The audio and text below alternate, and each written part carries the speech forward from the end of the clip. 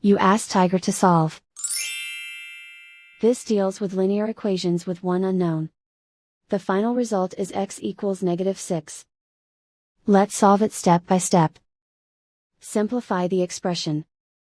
Group like terms. Simplify the arithmetic. Swap sides.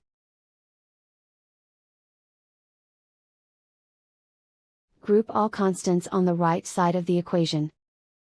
Add 3 to both sides. Simplify the arithmetic.